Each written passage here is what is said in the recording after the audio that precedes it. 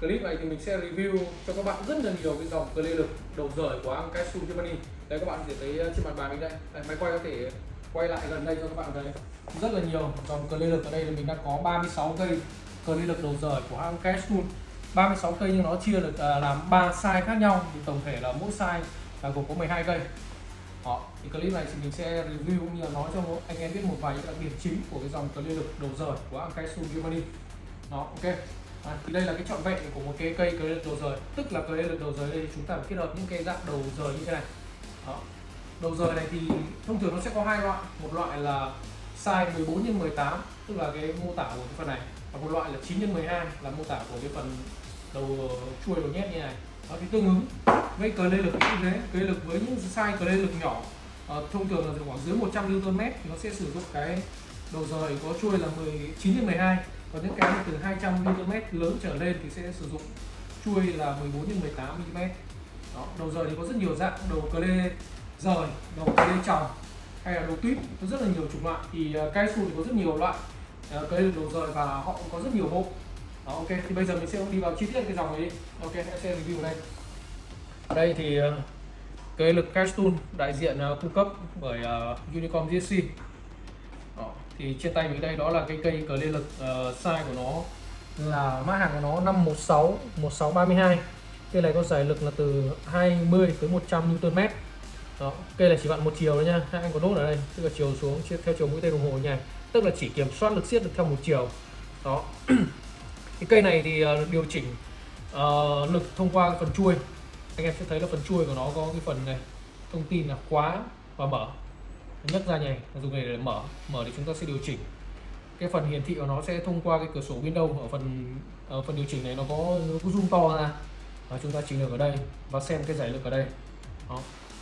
Thì mỗi bước xoay thì nó sẽ tăng hoặc giảm tùy thuộc theo cái độ chia, thì tương ứng với cái giải lực Newton mét. Đấy, như thế này.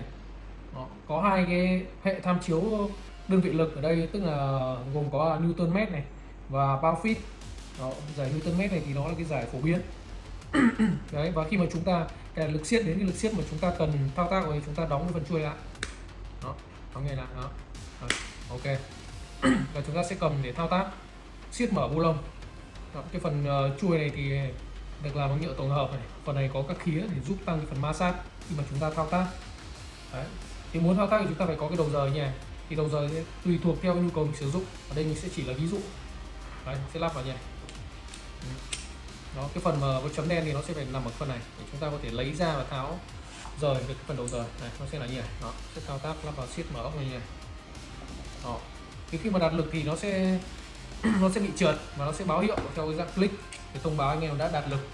Đó. Thì ở đây thì mình vừa mới nói qua cái cây lớn nhất ở đây hiện có, tức là 20 đến 100 Nm.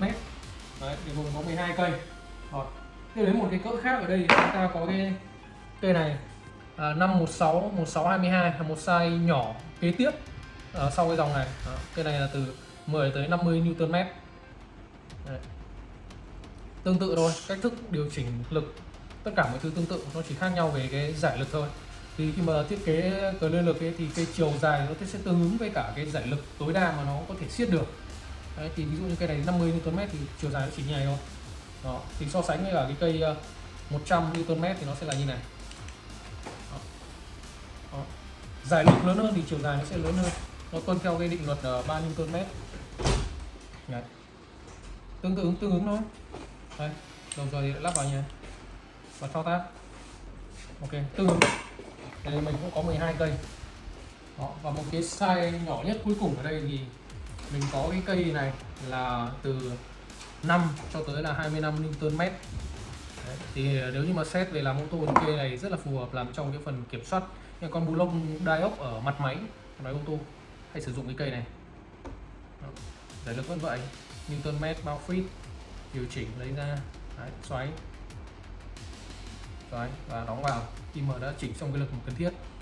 Rồi, thì một trong những cái lưu ý mà khi mà xài cờ lê lực mà mình luôn nói đó là khi mà chúng ta sử dụng xong ấy, thì nhất thiết là phải điều chỉnh cái cây cờ lê lực này về cái giải lực min của nó.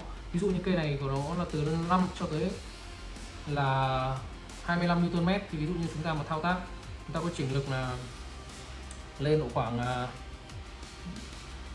đấy, như thế này, xong rồi chúng ta thao tác. Thì khi mà thao tác xong ấy, thì mình phải lấy ra và điều chỉnh nó về cái mức giảm mức min, tức là 5 Nm. Đấy, thì cái việc làm như này thì nó sẽ giữ cho cơ lực của bạn bền hơn và nó tránh bị sa số sau cái khoảng thời gian sử dụng rất là nhiều. Đấy.